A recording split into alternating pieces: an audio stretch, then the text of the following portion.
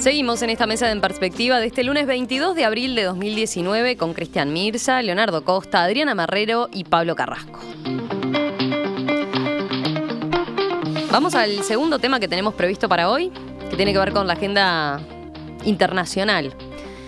El suicidio del expresidente peruano Alan García dividió al país y suscitó críticas contra la Fiscalía por su política de pedir prisión preventiva a los investigados por el escándalo de corrupción de la brasileña Odebrecht. García, recordemos, se disparó en la cabeza el miércoles pasado cuando iba a ser detenido de forma cautelar, acusado de haber recibido sobornos a cambio de otorgar a Odebrecht la construcción del Metro de Lima durante su segundo mandato. Antes de suicidarse, García escribió una carta en la que defendió su inocencia. La misiva fue leída en su funeral por su hija, Luciana. He visto a otros desfilar esposados, guardando su miserable existencia. Pero Alan García no tiene por qué sufrir esas injusticias y circos.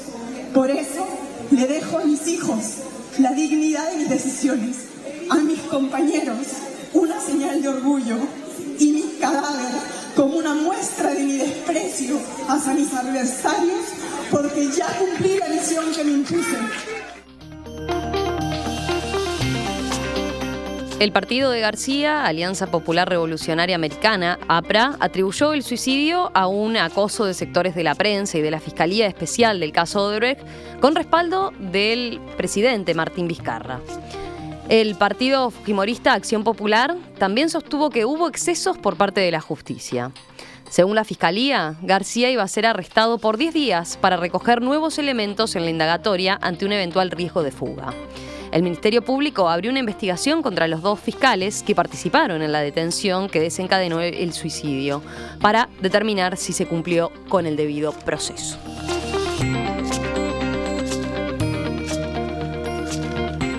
Bueno, ¿quién quiere empezar? ¿Cómo tomaron esta noticia? ¿Qué reflexión les generó?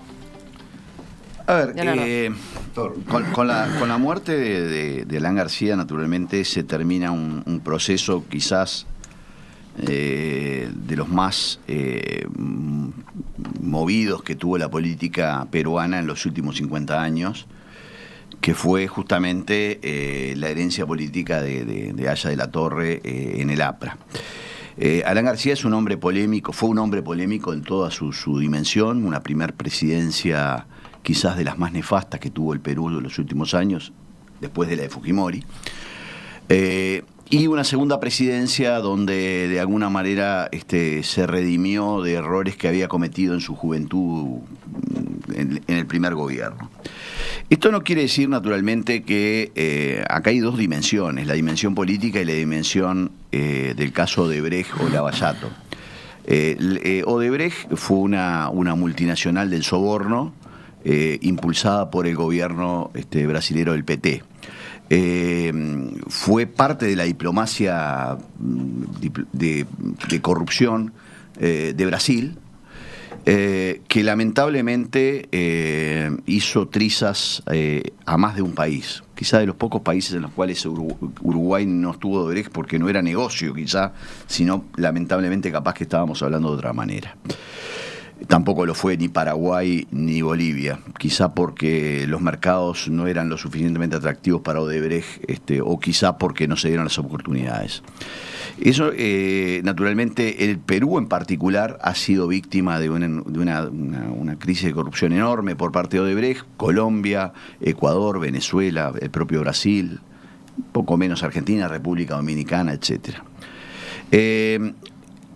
Lo que sí llama la atención en este caso es que Perú, en particular, tiene un sistema de prevención preventiva que violenta todos los tratados internacionales, que incluso la Corte Constitucional peruana lo ha declarado inconstitucional a esta prisión preventiva de 10 días para investigación, y que además el Poder Judicial en Perú está salpicado por un grado de corrupción enorme.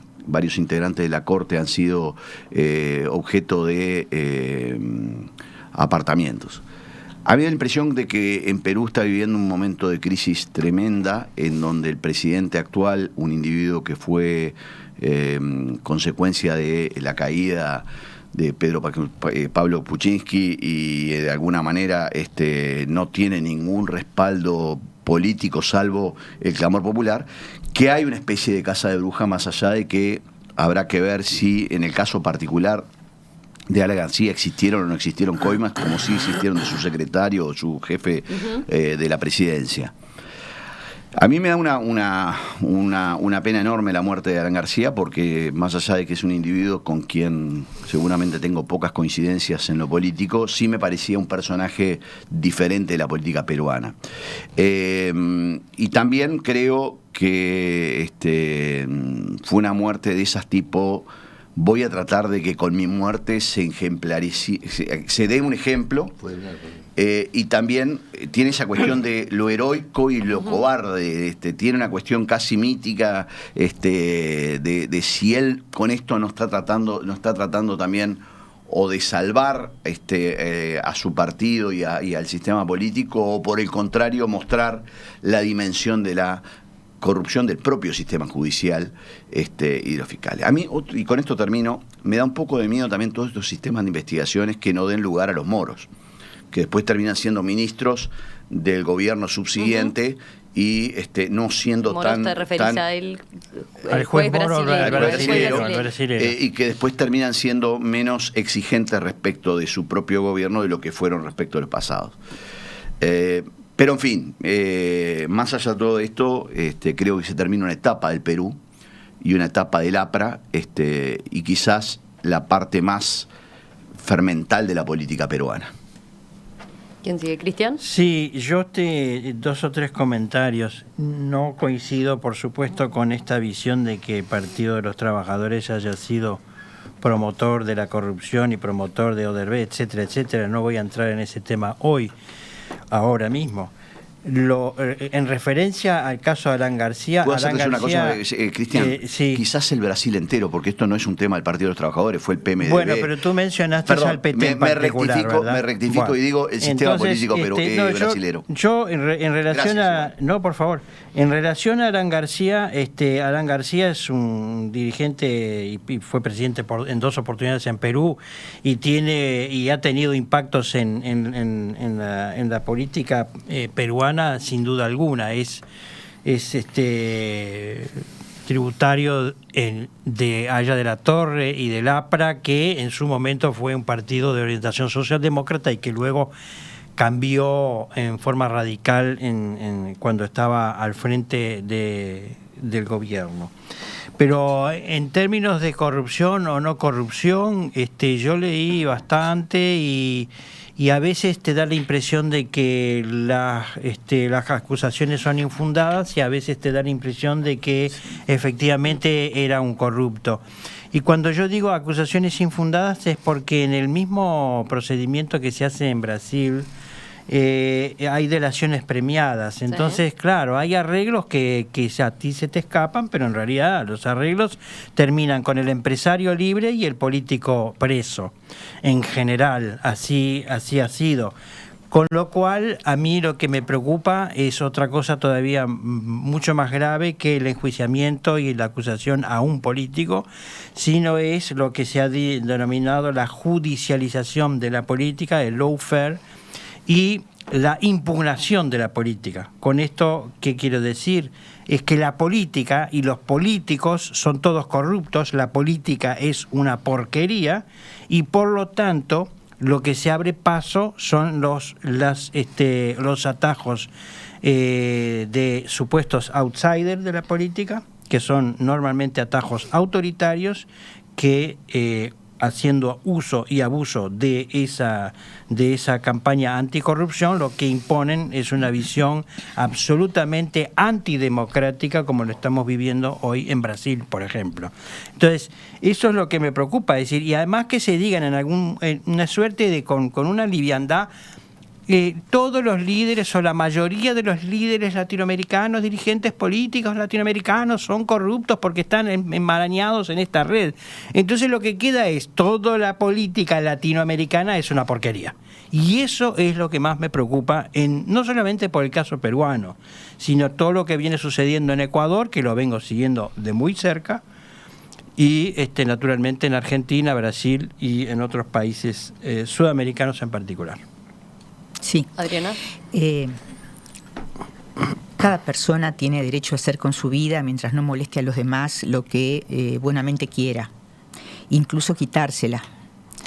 Yo no le voy a negar a Alan García, obviamente, el derecho de hacer lo que hizo.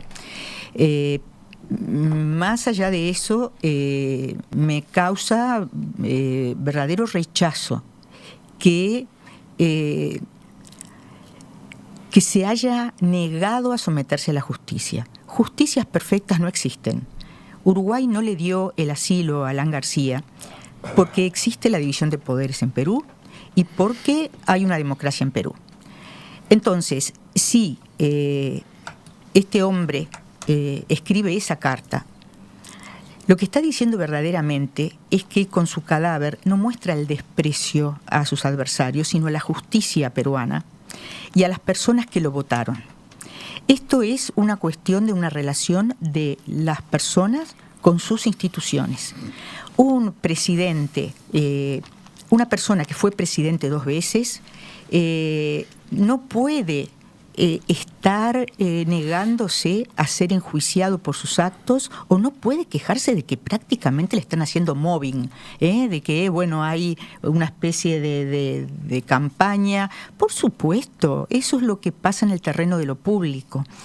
Entonces, hay que tener en cuenta que en estos delitos, no digo si Alan García estuvo o no metido, digo, en este tipo de delitos que se le imputaban a García, porque ya no se le imputan más. Es decir, yo creo que parte realmente del suicidio tuvo que ver con las cosas que podrían haber salido a luz si esta investigación continuaba. Porque verdaderamente es algo que no sabemos y nunca sabremos, y eso es un peso horrible para la memoria de Alan García. Pero el tema con estos delitos que se le imputan es que justamente, como casi todos los delitos de cuello blanco, son delitos donde las víctimas, las verdaderas víctimas, no se enteran que han sido víctimas. Es decir, son delitos que dependen del silencio de las dos personas, del que delinque de un modo y el que delinque del otro, el que ofrece dinero y del que lo acepta.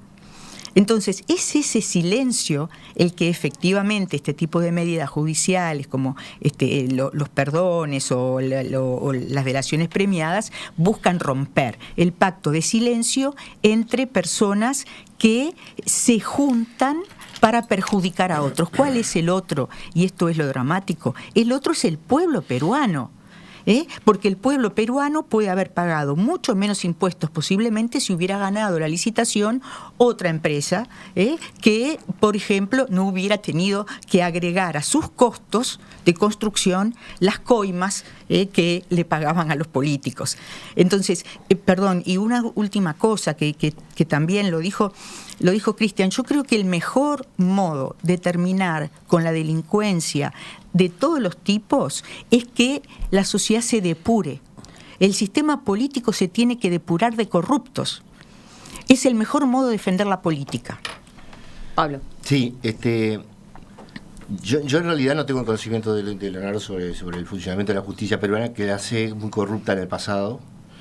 Pero a mí pero voy por otras pistas, digamos. A mí esta situación me resulta que es una franquicia de Brasil, ¿viste? Un franchising que repetimos de Brasil, y en ese sentido los elementos que digamos, es todo contra la investigación judicial de todos los presidentes, y también la prensa, que ha sido muy, muy importante en Perú, denunciando y haciendo todo.